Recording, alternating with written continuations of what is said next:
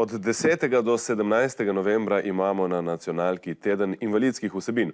S tematskim tednom želimo opozoriti na položaj ljudi s posebnimi potrebami in na to, da je bistvo humane družbe enakopravno vključevanje vseh ljudi v vsa področja življenja. Ja, tudi to je nacionalka. Z mano so Slažena Grdjan, Petja Kuželj in Ksenja Bratuš Albrecht. Dobro jutro vsem.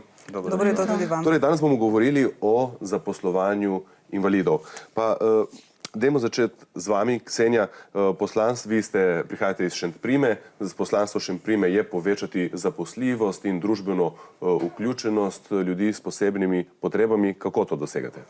Tako, v bistvu glavna dejavnost Šentprime so storitve zaposlitvene rehabilitacije. Poleg teh storitev zaposlitvene rehabilitacije pa sodelujemo tudi v domačih in mednarodnih projektih na temo destigmatizacije zaposlovanja invalidov, na temo destigmatizacije zaposlovanja oseb s težavami v duševnem zdravju. Tukaj organiziramo tudi, bom rekla, celo paleto izobraževanj za delodajalce, se pravi za delo z različnimi vrstami invalidnosti, potem za strokovne delavce, ki delajo na področju duševnega zdravja, pa tudi, bom rekla, nasplošno za raznolikost zaposlovanja. To nekako so te naše glavne dejavnosti. Najpomembnejša pa je izvajanje storitev zaposlitvene rehabilitacije. Nam lahko malo detaljno opišete kakšen ukrep oziroma aktivnost? Tako, recimo, zaposlitvena rehabilitacija je v grobem razdeljena recimo na dva dela. Eno so storitve psihosocialne rehabilitacije. Tle noter so, bom rekla, zajeta res široka paleta storitev od opolnomočenja, motivacije, učenja socialnih veščin. Drugi del je pa konkretno usposabljanje na delovnem mestu. To pomeni, da za vsako osebo, ki se vključuje v naš program, poiščemo delodajalca, upoštevajoč seveda ovire in tudi zmožnosti, želje posameznika. Potem se sklene ta tripartitna pogodba o sodelovanju in oseba nekako lahko začne z delom pri tem določenem delodajalcu in potem se uči spretnosti, veščin, se preizkusi, vidi, kaj odgovarja, kaj ne. V tem primeru, recimo, da je delo pretežko, da ji ne odgovarja, poiščemo drugega delodajalca, tako da znotraj procesa zaposlitvene rehabilitacije se lahko zamenja tudi 5, 6, skratka veliko število delodajalcev. Trajajo pa naše storitve tam nekje do 2 let. Petja, vi ste se vključili v ta program. Zakaj ste se odločili za to potezo? Iz preprostega razloga, jaz sem si želel delati. Zdaj vem, da imam status invalida in danes tudi vsi vemo, da ni tako lahko priti do službe. Ampak jaz sem si želel delati in potem, ko sem bil na Šentprimi, sem to jasno povedal, to izrazil za svojo željo. In tako sem začel in sem bil najprej 10 mesecev v domu upokojencev Postojna, ker sem imel 2 mentorja, hišnika, vzdrževalca. In izredno lepa izkušnja, dobra, tudi koristna je bila. Lahko rečem, da sem se naučil pleskati in če bi mi kdo to prej rekel, Berko, da je kje, jaz pa pleskanje. Ampak mislim, da se mene 3-krat komplet celoten dom upokojencev prepleskal. Seveda ni moja, bo rekel, kvaliteta ta hitrost, ampak natančnost, recimo. In tako da so bili mentorje, sta bila zadovoljna, direktorca doma upokojencev tudi in posledično seveda tudi jaz. Tako, Slažena, zakaj je pomembno, da ste tudi invalidi, ljudje s posebnimi potrebami, vključeni v delovna razmerja, da imate zaposlitve, da delate? Predvsem zaradi tega, ker postane tak človek finančno in fizično bolj samostojen, da ne rečem neodvisen.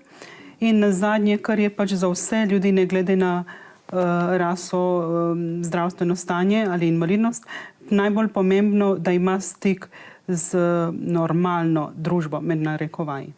Omenili ste finančno stabilnost, nam lahko zaupate, kakšen je recimo vaš mesečni dohodek in kakšni so vaši stroški? Moj mesečni dohodek je takole sestavljen iz 2 delov. Ker sem prijavljena na Zavodu za zaposlovanje, dobivam okrog 270 € denarne socialne pomoči, ker sem pa invalidna oseba, dobivam po SPIZ-u 290 evrov cirka dodatka za tujo nego in pomoč. Moji stroški so pa tako, glede na moje zdravstveno stanje se razlikujejo. Ne? Ja, pa v sklopu tega moram recimo tudi organizirati kakšenkrat tudi kakšno akcijo, če gre za doplačevanje teh mojih zdravstvenih pripomočkov, recimo najbolj očitno invalidski voziček. Ne? In potem, ko pa delaš, pa potrebuješ še avto, vozniški izpit, kar še dodatno zmanjša možnost za, da ne rečem normalno, preživetje moje oziroma verjetno še koga drugega, kot se zna, da je v mojem. Vsi gledalci in gledalke, ki imate izkušnje, kar se tiče zaposlovanja invalidov, nas lahko pokličete na 0566855611 in delite vaše izkušnje z nami. Program rehabilitacije ste začeli, če se ne motim, leta 2006. Tako, s prvo koncesijo. Tako, v teh 8 letih s čim se lahko pohvalite?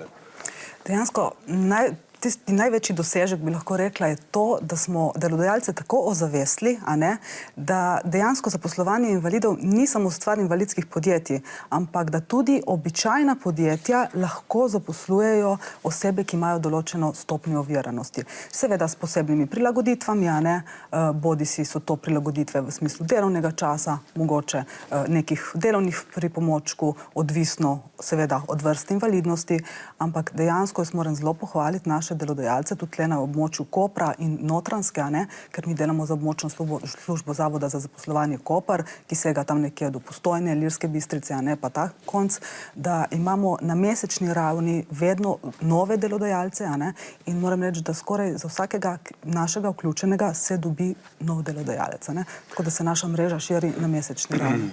Lepe besede. Slađena Peta, imate morda videl kakšen negativen primer? Jaz negativnega primera nimam, mi pa nasplošno povedala, da največja ovira, s katero se srečujem, oziroma tudi meni podobni, je ovira v glavah ljudi, ki jo je najtežje premostiti. In sem tudi tega mnenja, da arhitekturne ovire so posledica ovir v glavah ljudi. Dobro jutro, imamo prvi današnji telefonski klic. Halo, kdo je z nami? Halo. Lep pozdrav, kdo je z nami? Ja, halo, Zdenka tukaj. Ja, predlagam, da date potiho televizijo. Jaz pozdravljam tudi vse tiste, ki so z vami v studiu. In rada bi povedala... Ja. Povejte, izvolite. In rada bi povedala, da bi želeli vsi, naprimer jaz, ki imam tudi tako otroka, da bi se ti ljudje bolj vključevali, da bi imela družba več pomena za te ljudi in da bi tudi dobili plačano, tako kot je zaplačati, ker vemo, da zdaj to ne dobijo. In tudi ti naši otroci, ki pridejo, ki so mlajši in zdaj, ki so v delavnicah in to mi včasih starši ne vidimo nobene perspektive za take otroke. Zato bi rada, da bi se občine in vsi bolj povezali in tudi država. Jaz bi to zelo bila srečna, ker starši zelo sodelujemo med sabo, ampak več kot toliko se ne da, ne? Najlepša hvala za klic.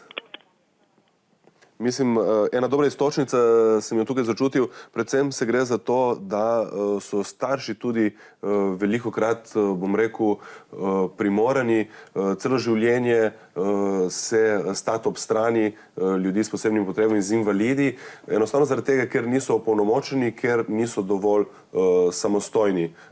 Je to eden izmed problemov? Seveda, tle je tudi odvisno, od katere stopnje in vrste invalidnosti gre, je pa zelo pomembno, recimo, kar se trudimo na Šentprimi, prav to, da se delodajalce res išče v lokalnih skupnostih in v lokalnih okoljih, kjer te mislim, kjer osebe živijo. A ne? Samo na tak način se bojo lahko nepolnopravno vključile v družbo in delo. A ne?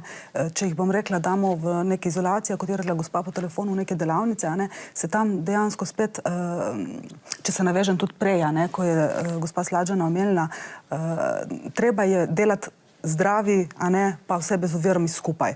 Le na tak način lahko zaveščamo naprej družbo in na tak način lahko dosežemo potem tudi nek napredek, a ne? Tudi večjo motivacijo osebe, da se potem vključi v delo in v družbo. Tudi ta terminologija zdravi s posebnimi potrebami je malo čudna, ker nekateri, kot je že Slađana omenila, imajo ovire v glavi in so invalidi v glavi. Imamo še en telefonski klic. Dobro jutro, kdo je z nami? Dobro jutro. Ni ga več. Lahko nadaljujemo s pogovorom. Kakšni so, Slađana, Petja, sta kdaj doletela na, recimo, pomisleke delodajalcev, da invalidi ne morete opravljati dovolj kakovostno oziroma dovolj učinkovito delo, ki ga, recimo, oni ponujajo? Če lahko jaz začnem, bi rekel, ne, seveda to je zelo moje osebno, subjektivno razmišljanje. In sem imel včasih občutek, recimo v domu upokojencev Postojna, ko sem bil, da strani enega od mentorjev, da je imel on občutek, mislim, dajal je takšen občutek, kot da mu jaz nisem nikakor dorasel. Ne? In da jaz moram pač delati, kar mi reče, kadar mi reče. Ne? In nekaj časa je bilo tako, dokler mu jaz nisem rekel, poslušaj, jaz delam do te in te ure, zato mi prosim povej, kaj naj naredim, ne pa da ostanem potem še pol ure ali pa 1 uro dlje. V bistvu je to samo moja dobra volja. Moje dobre volje je ogromno, ampak je rajši porabiti kaj drugje. Je imel občutek več vrednosti Slađana? Točno, Jaz pač nimam ne vem koliko izkušenj z delodajalci oziroma z iskanjem zaposlitve, ker me je pač bolezen omejila pri tem. Imam pa to izkušnjo, da sem pač od leta 2005 opravljala pripravništvo na Centru za socialno delo, kjer moram priznati, da nisem naletela na ne vem kakšne ovire. Je pa res, ker je konkretno preko Centra za socialno delo ogromno terenskega dela, mi je bilo tukaj otežkočeno, ker jaz pač nimam avtomobila. Ne. Kot sem prej omenila, če ima človek manjše prihranke, si težje privošči plačati vozniški izpit in pač prilagojen avtomobil. Tudi se pravi nakup in hvala za to. Tudi, kot si rekel, prilagoditev je treba tudi plačevati. Izkušnje so bile pa, da ne rečem, res v redu. Imela sem pa možnost tudi s sodelavci iti na kakšen teren, ker sem pač, če sem se rabila spoznati s kakšnim delom na terenu. Odlično. Imamo še en telefonski klic, zadnji. Dobro jutro, kdo je z nami, odkot kličete? Dobro jutro. Dobro jutro. Dani iz Celja. Jaz bi pa najprej vse lepo pozdravil. Gledam vašo oddajo glede invalidov. Lep pozdrav nazaj v Celje. Pač svojo osebno izkušnjo bi pač malo predstavil. Izvolite. Sem recimo zaposlen še v Merkurju kot invalid in so skladišče v Celju, ki sem upravljal to delo, enostavno zaprli. Invalide so pa odpustili, namreč pretvezo, da so to vse dali na Ministrstvo za delo. Ministrstvo za delo je soglasno potem dal sklep, da lahko vse invalide odpustijo brez te pogodbe, ponovne pogodbe za delo. In zato si zatiskamo oči, da se bojo kdaj še invalidi zaposlili, ker država te prvo naredi za to, da se invalidi odpustijo, ne da bi se za njih pobrigala. In še povrh tega, še delodajalec kot Merkur je zdaj v stečajnem postopku in nas, invalide, recimo konkretno mene, so dali v stečaj. Ostali delavci v Merkurju, ki jih je še, se pravi novo ustanovljeni Merkur, je pa lepo dela naprej. Mi bomo pa v stečaju. Brez odpravnine, če sploh kdaj bo in tako naprej. Ne? In zato pravim, da invalidi smo res kako bi rekel, kategorija totalno nezaščitena. Hvala lepa. Najlepša hvala za vaš klic. Jaz samo upam, da je te besede slišal tudi nekdo iz pristojnih ministrstev oziroma raznih služb. Zmanjkalo nam je časa. Hvala, ker ste prišli in hvala za ta prijeten pogovor. Hvala za povabilo. Hvala za povabilo.